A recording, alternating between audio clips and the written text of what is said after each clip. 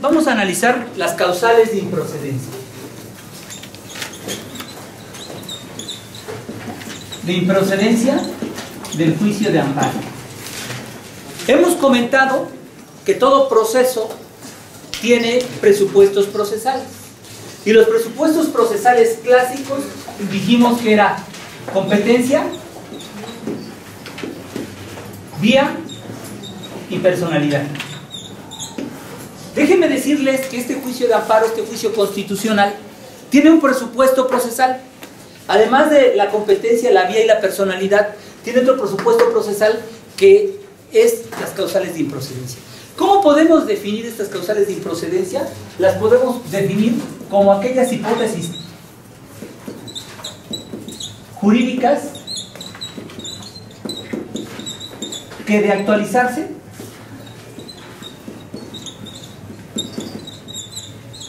generaría que el órgano que va a resolver se encuentra imposibilitado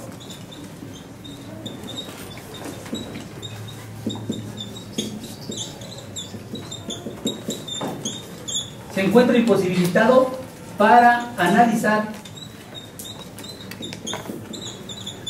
si el acto reclamado, la norma general o el acto reclamado es constitucional o inconstitucional.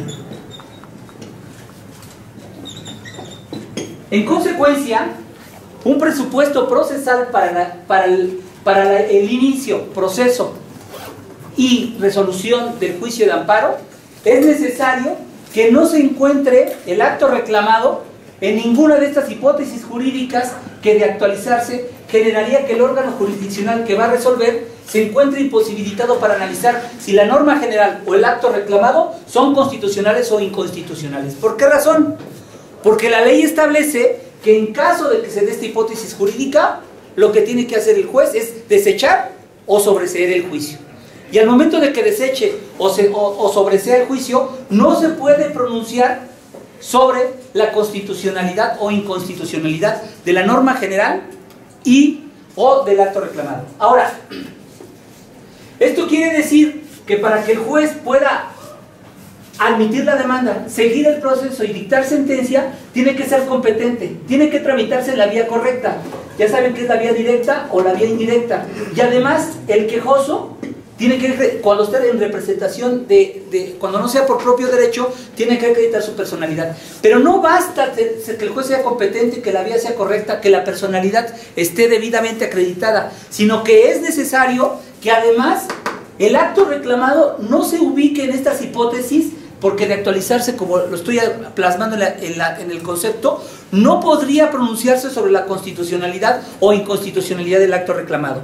Déjenme decirles que con anterioridad la ley de amparo establecía en el artículo 73 las diferentes causales de improcedencia, estas hipótesis jurídicas que imposibilitaban que el órgano no se pronunciara. ¿Y por qué digo que es un presupuesto procesal?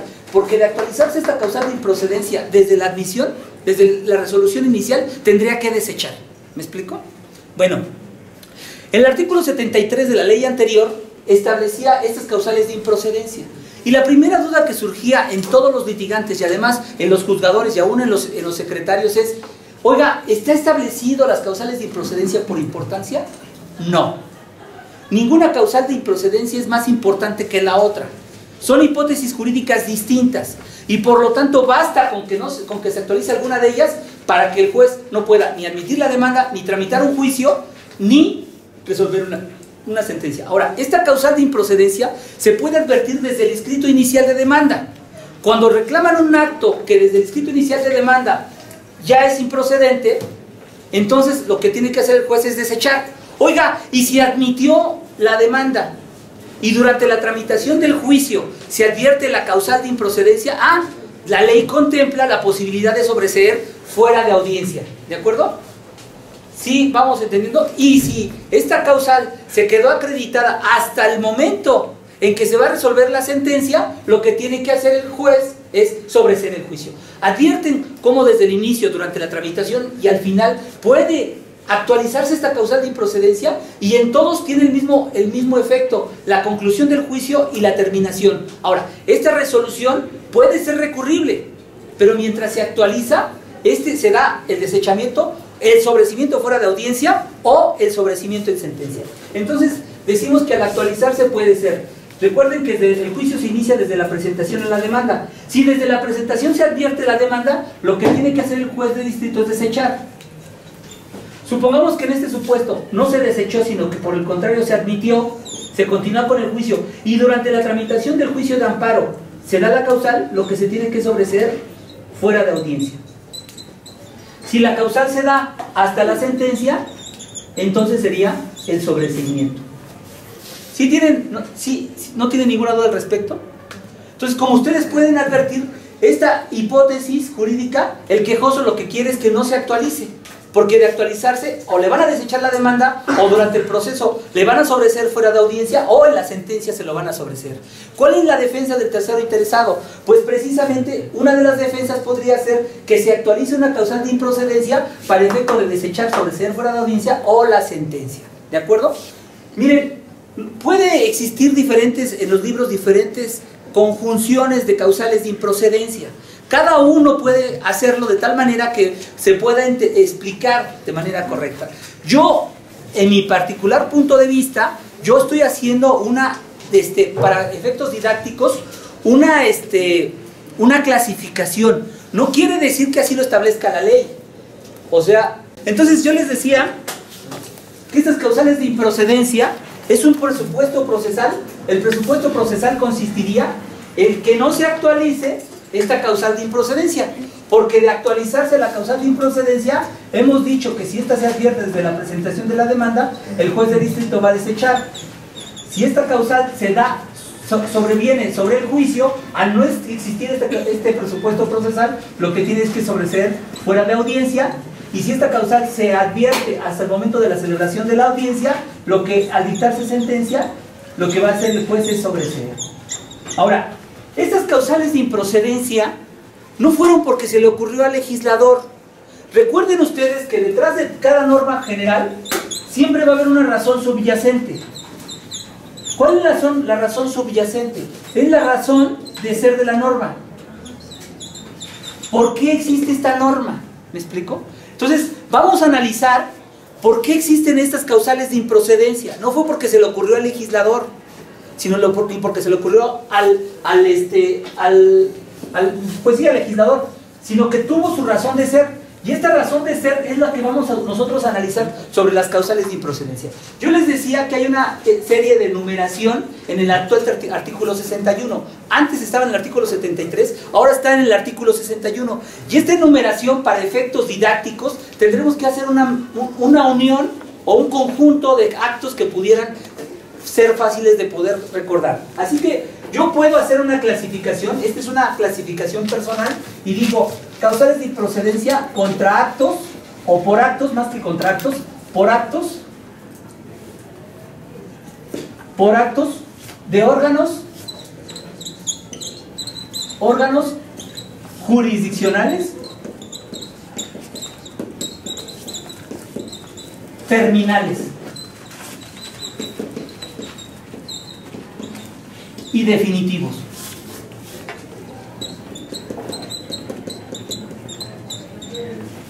¿Cuáles son estos actos de órganos jurisdiccionales terminales y definitivos respecto de los cuales no puede promoverse el juicio de amparo? Uno, contra actos de la Suprema Corte de la Justicia de la Nación, contra resoluciones del Tribunal Electoral del Poder Judicial de la Federación, contra resoluciones de los tribunales colegiados de circuito. ¿Ustedes advierten que la Suprema Corte de Justicia es un órgano jurisdiccional terminal y definitivo? Todo lo que dicte la Suprema Corte de Justicia no puede ser materia de amparo. ¿De acuerdo? Lo mismo pasa con las resoluciones del Tribunal Electoral del Poder Judicial de la Federación. Todas las resoluciones que dicte el Tribunal Electoral del Poder Judicial de la Federación tampoco pueden ser materia del juicio de amparo. todas las resoluciones que dicten los tribunales colegiados tampoco pueden ser materia del juicio de amparo. La razón que subyace de la existencia de estas causales de improcedencia en estos órganos terminales es precisamente porque el sistema jurídico mexicano lo que tiene es que va dando vías alternas a las partes, laboral, penal, civil, administrativo, para que se vayan resolviendo todos los juicios correspondientes, y al final de cuentas tenemos que poner un órgano terminal, donde lo que ya determine sea la cosa juzgada, y no podemos continuar haciendo recursos y recursos y recursos y más juicios, porque los juicios serían infinitos. Entonces, es por eso que les llevamos como órganos techo. Ya no podemos pasar, ¿me explico? Entonces, en esos órganos techo están estos órganos terminales y definitivos, que son la Suprema Corte de Justicia de la Nación. Ustedes adviertan lo siguiente: imagínense que el amparo pudiera proceder contra actos de la Suprema Corte de Justicia. Sabemos que la Suprema Corte de Justicia es el máximo tribunal del país.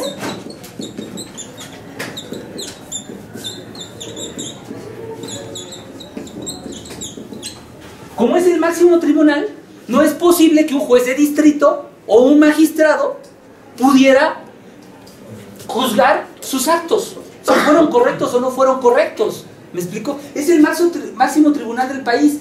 Y a ustedes, ¿quién les garantiza que el hecho de que hubiera procedido el juicio de amparo llegaría a una resolución diferente? Y al final llegaría con ellos. ¿Sí me explico? Pueden ustedes advertir que la razón que subyace de esta existencia de esto es precisamente que son órganos terminales y definitivos. Por eso no procede el juicio de amparo, porque se trata de que los juicios no sean infinitos, y además evitar la inseguridad de las partes. Imagínense que dicta la Suprema Corte algo y ahora sí tenga que promover algún juicio. Entonces es por esa la razón que subyace para efecto de que no pueda existir el juicio de amparo, porque al final de cuentas son las últimas instancias, y como son las últimas instancias, la revisión no puede los órganos inferiores revisar los actos de los superiores. ¿Me explico? Ahora, una de las cosas con respecto a la Suprema Corte de Justicia es que siempre la Suprema Corte es la última instancia judicial. No solamente es el máximo tribunal, sino la última instancia. Por eso, todos los actos que sean de la Suprema Corte no pueden ser materia de juicio de amparo. Ahora, en materia electoral, déjenme decirles que inicialmente el juicio de amparo, con la ley anterior, tampoco podía haber cuestiones electorales. Y ahora es muy claro el artículo 61 al determinar que las resoluciones dictadas por el Tribunal Federal, el Tribunal Electoral del Poder Judicial de la Federación, tampoco pueden promoverse el recurso de amparo. El juicio de amparo, perdón. Y ustedes me dirán, ¿y entonces todo lo que digan estos señores está bien? No, precisamente las leyes electorales establecen los recursos o medios de defensa que tienen para poder alcanzar la definitividad, pero una vez que alcanzan la definitividad no pueden ser controvertidos por la Suprema Corte ni por el juicio de amparo. ¿Me explico? Entonces también en materia electoral, este es un órgano jurisdiccional terminal. Cuando ustedes vieron, cuando el señor presidente de la República, Enrique Peña Nieto, ganó las elecciones, al final de cuentas lo que hicieron fue darle su constancia de mayoría, porque fue la decisión del Tribunal Electoral en la Sala Superior, y eso ya no pudo ser cuestionado a través del juicio de amparo. ¿Me explico? Porque es el órgano terminal en materia electoral, ¿de acuerdo? Lo mismo pasa con los tribunales colegiados de circuito. Los tribunales colegiados de circuito, a través del amparo indirecto en revisión, o bien a través del amparo directo, establece la cosa juzgada. Ya no puede ser, posiblemente sea en materia de recurso. ¿Por qué? Porque, por ejemplo, cuando dicta el presidente del tribunal colegiado de circuito una resolución, puede ser motivo del recurso de reclamación, pero no puede ser materia de otro juicio de amparo, porque se formarían círculos viciosos. ¿Me explico?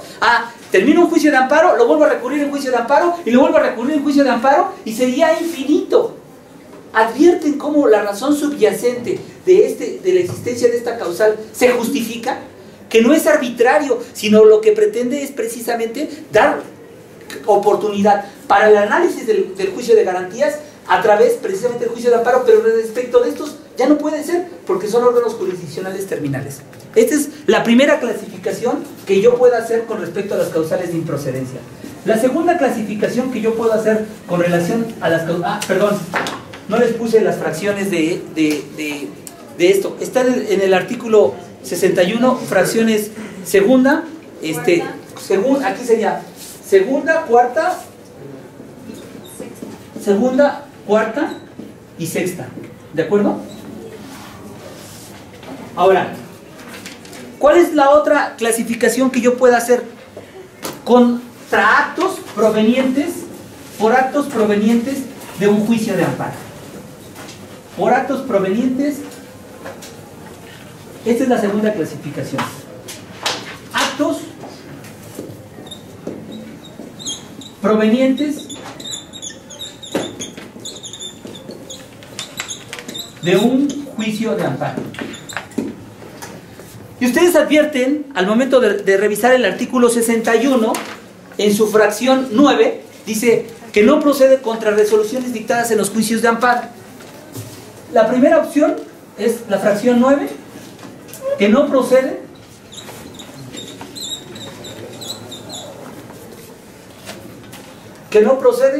contra resoluciones dictadas en los juicios de amparo.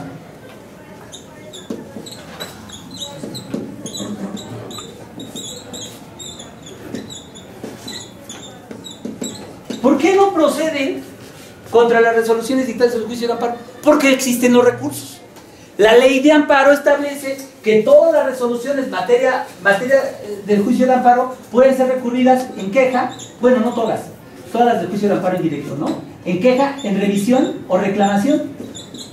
Todas las resoluciones dictadas en amparo indirecto es queja, revisión o reclamación. Y en juicio de amparo directo están la reclamación para actos de presidente, contra actos de presidente de colegiado, de tribunal colegiado de circuito, o bien, en casos excepcionales, por excepción, procede el recurso de revisión ante la Suprema Corte de Justicia de la Nación. Entonces, ¿cuál es la razón que subyace a la norma de que no procede el juicio de amparo contra resoluciones dictadas en los juicios de amparo? Que hay recursos. ¿Sí me explico? Imagínense, de un juicio de amparo, hacen otro juicio de amparo por recurrir a otra resolución de un juicio de amparo, y entonces seríamos amparos de amparos de amparos de amparos de amparos. Y volveríamos a llegar a la misma situación con relación a la otra. Infinidad de juicios, ¿de acuerdo? Ustedes advierten que la fracción 9 dice, o en ejecución de las mismas.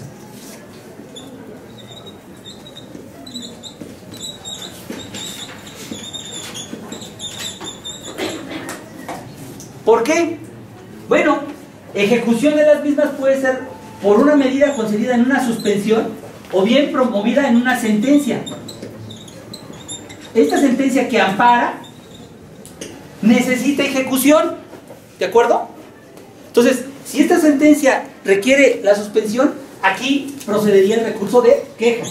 Por esa razón, no procede el recurso. Ahora, en las sentencias de amparo, déjenme decirles que al momento de que el juez o el colegiado determina conceder el amparo, tiene que fijar los efectos para los que concede el amparo. ¿Me explico? Entonces, si por ejemplo concede el amparo por violación al derecho de petición y le dice, se concede para que le conteste a su petición, y lo que hace la autoridad es contestarle la petición, contra esa contestación no podríamos promover el juicio de amparo. ¿Estamos de acuerdo? Pero imagínense que en otra resolución se concede el amparo para que valore pruebas, y con la valoración de las pruebas que dejó de valorar, que había dejado de valorar,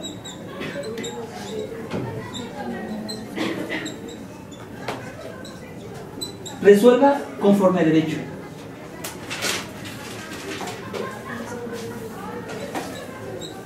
Fíjense, es el caso en donde ofrecen pruebas y una de las partes ofrece una prueba y no se la valora.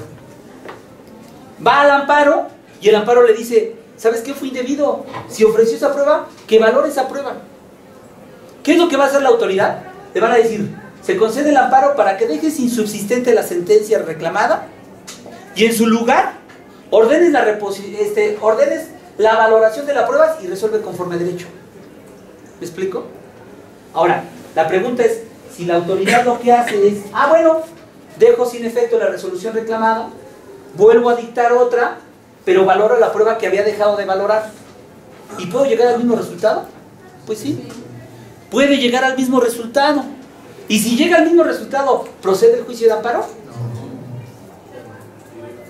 ¿Por qué no? ¿Por qué no? Porque la ejecución, fíjense, por eso les puse dos cosas en donde la primera ejecución es directa con un solo efecto. ¿Me explico? Aquí le violó el derecho de petición y le dijeron que contestara la petición. Acá lo que le dijeron es que dejara insubsistente la sentencia reclamada, valorara una prueba y dictara conforme a su derecho, al derecho corresponda, con plenitud de jurisdicción. Y al momento de que tiene plenitud de jurisdicción, ¿no puede llegar a la misma conclusión? Claro. Y si puede llegar a la misma conclusión, ¿puede promover el juicio de amparo? Claro. ¿Por qué? Porque el efecto de la ejecución fue para que valorara la prueba. ¿De acuerdo? Entonces, no siempre el amparar significa que es para todos los efectos. Tendríamos que analizar caso por caso para ver el efecto para lo que se concedió, porque puede suceder que al momento de ejecutar esto te lleve a un acto nuevo. Y el acto nuevo no me estoy refiriendo yo a que cambie la fecha. ¿Me explico? Porque podría darse el caso que vuelva no a valorar la prueba y llegar al mismo resultado. Ahí hay repetición del acto reclamado. ¿Advierten? Porque no cumplió con lo que se le dijo, que era valorar la prueba y resuelve en plenitud de jurisdicción. ¿Me explico?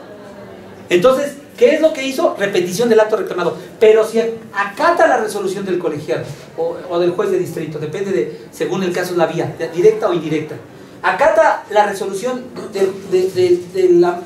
conseguida en el amparo, valora la prueba y con base en eso llega al mismo resultado, se trata de un acto nuevo. No siempre la resolución está dictada, aun cuando esté dictada en ejecución de sentencia, no siempre es improcedente el juicio de amparo. A veces sí puede proceder. Mucho depende del análisis que haga las partes al respecto. ¿Sí me explico? Esto es un punto muy fino. ¿Por qué fino? Porque si está impugnando contra la ejecución del acto reclamado, la ejecución, le podríamos decir exacta. Una ejecución exacta, no le puedo decir ejecución exacta, sino una ejecución, ¿cómo le podría decir? Una ejecución total. Vamos a ponerle una ejecución total, ¿no? Contra este no procede el juicio de amparo, que es el caso del derecho de petición. ¿Me explico? Pero cuando le dejó plenitud de jurisdicción a la autoridad, una vez que haga X cosa, hace X cosa y después resuelve con plenitud de jurisdicción, esto puede generar un acto nuevo. Y el acto nuevo sí procede el juicio de amparo. ¿Me explico? Oye, ¿y si el quejoso vuelve a recurrir, decir que no le valoraron una prueba? Oye, pues en las constancias se advierte que sí la valoró. ¿Me explico? Pero ustedes advierten que en el acto nuevo no puede impugnar lo que ya fue materia de ejecución y que ya es cosa juzgada. Si el juez ya resolvió, digamos aquí, la ejecución total de cosa juzgada. Si el colegiado o el juez de distrito en una sentencia que causó ejecutoria ya resolvió y se pronunció sobre un punto en específico, eso es cosa juzgada. Respecto a esa cosa juzgada, no procede el juicio de amparo. ¿Me explico? Sobre el acto nuevo, sí podría promoverse el nuevo juicio de amparo. Si los conceptos de violación van dirigidas a la parte que ya es cosa juzgada, los conceptos de violación tienen que ser inoperantes. Y solamente analizamos lo que corresponda sobre el acto nuevo. ¿Sí me explico o no me explico? Al momento de que se los voy a poner gráficamente para ver si esto me puedo explicar, porque esto es un hilo muy fino para que no se puedan equivocar. Imagínense que la sentencia de ampara para los efectos A. para el efecto A, respecto de lo cual ya hay cosa juzgada.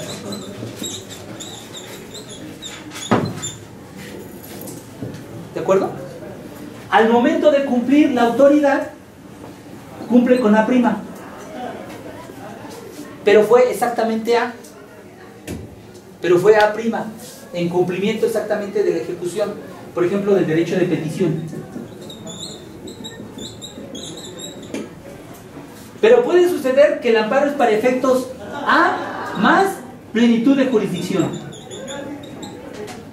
Respecto de A, hace A' y hace después de plenitud de jurisdicción B. Respecto de A', es improcedente el juicio de amparo. Respecto de B, es acto nuevo. ¿Sí me explico? Porque esta cuestión de la B no fue materia de cosa juzgada del juicio primero. ¿Sí le van entendiendo? Y entonces, el quejoso puede hacer conceptos de violación contra A, contra A', y puede hacer conceptos de violación contra B. ¿Estamos? Respecto de los conceptos de violación de A, son conceptos de violación inoperantes. ¿Por qué? Porque respecto de A' ya hay cosa juzgada en el juicio anterior. Y respecto de B, yo puedo pronunciar lo que corresponda. Si hubo violación o no a derechos humanos o a garantías establecidas para su protección. ¿Sí advierten cuál es el aspecto fino de esta situación? Sí. Me perdí, profe. ¿De dónde surge B? ¿Es novedoso? De la plenitud de jurisdicción. De la plenitud de jurisdicción. Ajá, al momento de que el juez resuelve. Imagínense, le voy a poner un caso. Agarran y resuelven sobre la guardia y custodia de un menor. ¿No? Hay un divorcio incausado, se dicta la sentencia, no hay convenio, las partes inician el juicio, digo, el incidente, no, en el mismo juicio incausado, promueven el incidente sobre la guardia y custodia y se pelean, y supongamos que la sala ya en forma definitiva después de la apelación dice que se debe de quedar la guardia y custodia con la mamá. Y supongamos que el juez de distrito y causa ejecutoria esta resolución dice no, necesitarían hacer dos cosas. Uno, escuchar al menor y hacer análisis psicológicos. Hacer análisis psicológicos a los padres y al menor. Estamos hablando de que el juez, que la sala, ni el juez de primera instancia, ni escucharon al menor, ni tampoco le hicieron análisis a los padres y al hijo. Pero el juez de distrito advierte, para una mayor, viendo el interés superior del menor, necesario escuchar al menor y además hacer el análisis psicológico. ¿Me explico? Ordena el juez de distrito a la sala que ordene la reposición del procedimiento y se haga estas dos cosas en la sala. Y entonces la sala lo que hace es escucha al menor y además hace los análisis psicológicos y vuelve a determinar que se queda con la mamá. ¿Me explico? ¿Podrían argumentarse conceptos de violación contra la determinación de escuchar al menor y análisis psicológico? No. ¿Por qué? Porque eso ya es cosa juzgada. ¿Están advirtiendo? Entonces, como ya es cosa juzgada, ya no pueden tocar este tema. Ahora, ¿podría el juez de distrito desechar la demanda porque dice que fue en ejecución de la sentencia? No, porque ya es un acto nuevo. El acto anterior no habían escuchado al menor, ni tampoco los exámenes psicológicos. Por lo tanto, no puede desechar. Como no puede desechar, entonces imagínense que hay conceptos de violación. Uno, que fue indebido escuchar al menor. Y dos, que fue indebido hacer los análisis a los padres. Análisis psicológico a los padres y al menor. Y hay conceptos de violación respecto de por qué se les debe otorgar a la mamá de acuerdo con estas valoraciones y las pruebas anteriores. ¿Me explico? El acto reclamado es esta resolución, la resolución que en cumplimiento de la ejecutoria de amparo escuchó al menor y tuvo los análisis psicológicos. ¿Podríamos desechar? ¿Porque es en cumplimiento de una ejecución de amparo? ¡No! No puedo desechar porque ya hay un acto nuevo. ¿Cuál fue el acto nuevo? Escuchó al menor, análisis psicológico y hubo más pruebas. Como hubo más pruebas al momento de que la demanda se establecen conceptos de violación, impugnando lo que ya es cosa juzgada y además sobre la guardia y custodia, respecto de esto, tendríamos que considerar que los conceptos de violación son inoperantes. ¿Por qué? Porque atacan la cosa juzgada de un amparo concedido con anterioridad. Pero los conceptos con respecto a la guardia de la mamá, ahí sí los puedo yo analizar, porque en el primer amparo no lo analicé. Tan no lo analicé que el juez de distrito lo que dijo, escuchen al menor y además hagan un análisis psicológico a los padres y al menor. ¿Entienden a través de este ejemplo cómo podemos llegar a la conclusión de que si solamente, como en el caso de del derecho de petición, se concedió para esos efectos y se cumplió con eso, y es lo que se reclama, aquí estaríamos en esta causal de improcedencia en ejecución de la sentencia? ¿De acuerdo? Pero en este supuesto, en donde es un acto nuevo porque hubo más elementos para llegar quizás al mismo resultado, o pudiera llegar a otro resultado diferente, y además se impugnara esto respecto de las cosas que ya fue cosa juzgada, son inoperantes. Pero no puedo desechar porque es un acto nuevo. Es muy fino esto que les comento. O sea, no es fácil determinarlo. Por eso es que la profesora y yo veíamos esta situación de que es muy importante que ustedes puedan tener estas cosas finas, porque pueden, al momento de que ustedes lean la fracción 9 y dicen, en ejecución de sentencia, esta es en ejecución de sentencia, ya. No, vamos a ver si se trata de un acto nuevo o se trata de una ejecución exacta de la cosa juzgada en el juicio de amparo.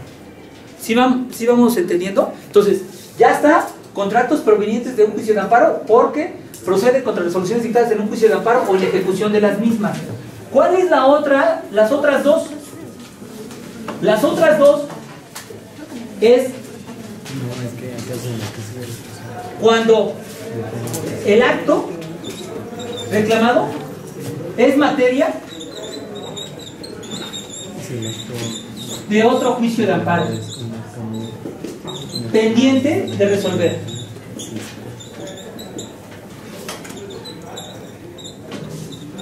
A esta causal le llaman litispendencia. ¿Cuál es el caso? El caso es cuando el quejoso presenta una demanda, es mismo requisito, que sea mismo quejoso, mismo acto reclamado, misma autoridad responsable. Porque hay veces que esto sucede. El quejoso presenta no una, dos demandas. ¿Por qué? Porque quisiera que cayeran en dos juzgados diferentes para efecto de que a ver si en alguno le concede la suspensión. Entonces, aquí hay litispendencia. ¿Por qué? Porque el acto es materia de otro juicio de amparo pendiente de resolver. Por eso se llama litispendencia. ¿De acuerdo? Y esta está en la fracción 10. Esta es la fracción 10. Dice, contra normas generales o actos reclamados, aquí tendríamos que completarlo, normas generales o actos reclamados que son materia de otro juicio de amparo, pendientes de resolución, promovidos por el mismo quejoso, por las mismas autoridades y por el propio acto reclamado, aunque la violación constitucional sean diversas. ¿Sí me explico?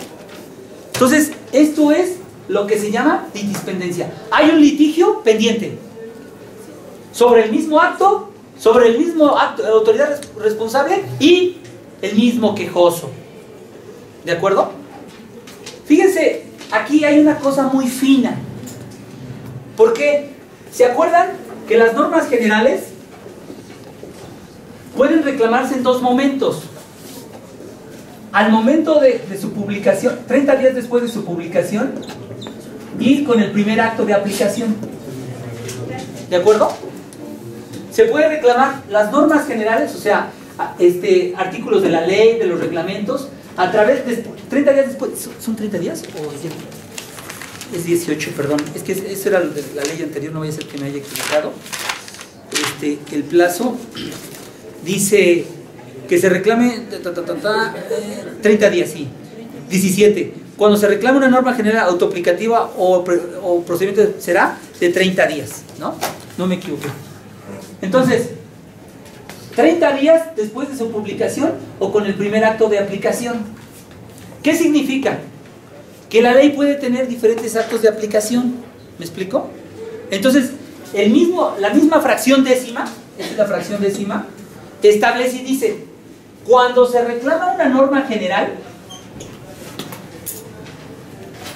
que está pendiente en el otro juicio, o sea, tenemos el caso de juicio de amparo 1, indirecto, reclama una norma de aplicación, una norma general y el acto de aplicación 1. Reclama una norma y después promueve otro juicio de amparo indirecto. Segundo, con la misma norma general más un acto de aplicación 2. ¿Entienden este planteamiento de la excepción? Dice la ley, oye, no, espérate, si reclama una norma general pero con un acto de aplicación distinto al anterior, del juicio anterior, no puedes hablar de una litispendencia respecto de este, pero sí de este. ¿Por qué de este? Pues porque no puede cada rato las normas generales respecto de su aplicación, porque es con respecto al primer acto de aplicación. ¿Me explico? En el primer juicio de amparo se va a resolver si la norma general es contraria o no a la Constitución. ¿De acuerdo? Entonces, aun cuando en un mismo juicio de amparo se advierte que hay litispendencia porque están reclamando la misma norma general, el acto de aplicación es diferente. ¿Me explico? Y en ese caso tendríamos que esperar a lo que resuelva. Si esto lo declaran inconstitucional, ya se resolvió, ya hay cosa juzgada. Y no se puede volver a analizar. Aquí, el acto de aplicación segundo, no sé si pudiera ser, dependería del caso concreto, porque a mi modo de ver, como el acto de aplicación, como la norma general se reclama cuando es 30 días después de su publicación o a través de su primer acto de aplicación, no son los subsecuentes. A mí me parece que en este juicio tendría que sobreseerse por otra causal. ¿Me explico? ¿Por qué? Porque no se reclamó con el primer acto concreto de aplicación, sino aquí se reclamó con el segundo. Entonces podría sobreseer por otra causal, pero no por esta. ¿Sí entendieron esta excepción? Es lo que dice la segunda parte de la fracción décima. Dice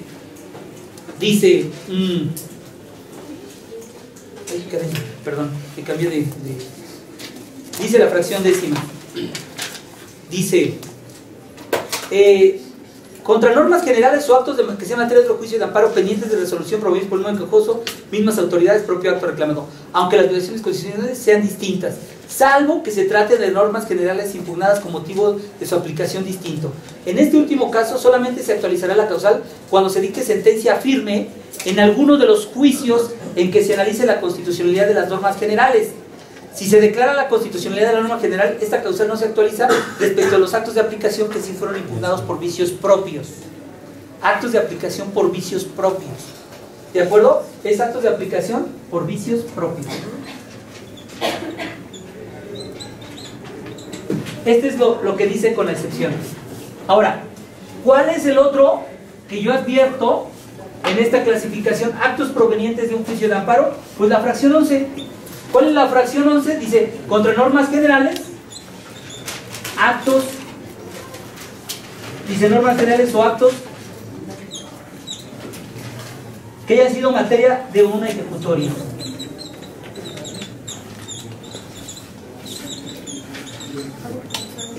De una ejecutoria en otro juicio de amparo.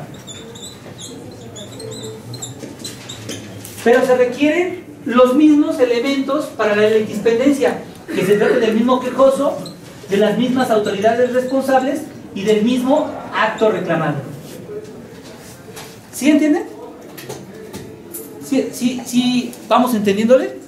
Entonces, esto es la fracción 11, contratos que hayan sido materia de otro juicio de amparo. Nos faltan desafortunadamente 3 minutos. ¿Tienen alguna duda sobre estos puntos? ¿No? Con toda confianza, con toda confianza. A ver. Dice que fue solo por las autoridades no le entendí. Sí, lo que pasa es que la fracción de onceava dice que el amparo no procede contra normas generales o actos reclamados que sean materia de una ejecutoria de amparo en otro juicio de amparo. ¿Por qué? Porque aquí ya se resolvió. Y al resolverse hay cosa juzgada. Eso es lo que les digo, que acá, aun cuando esta causal se llama litispendiencia, este es por cosa juzgada. ¿Cuál es la razón subyacente de estas normas? Bueno, aquí dijimos que porque procedían recursos, pero acá es porque no podemos estar planteando todos los juicios de amparo que queramos para ver que nos toque el juzgado que creemos que nos va a conceder la suspensión o nos va a conceder mejores efectos. ¿Me explico? Por eso la ley dice, solamente puedes promover un juicio de amparo por cada acto reclamado. O puedes juntar varios actos reclamados en un juicio, pero no puedes promover por el mismo juicio, por las mismas autoridades, por el mismo quejoso, los juicios de amparo que tú quieras. Porque cuando nada más haces uno, los demás se deben sobreseer cuando estén pendientes de resolución, conforme a la causal 9, digo 10. Pero si ya se resolvió, no puedes volver a promover otro juicio de amparo porque ya hay cosa juzgada. ¿De acuerdo? Entonces, creo que más o menos hemos explicado estas 1, 2, 3, más las otras 3 son 6 causales de improcedencia. Y pues creo que... Pues,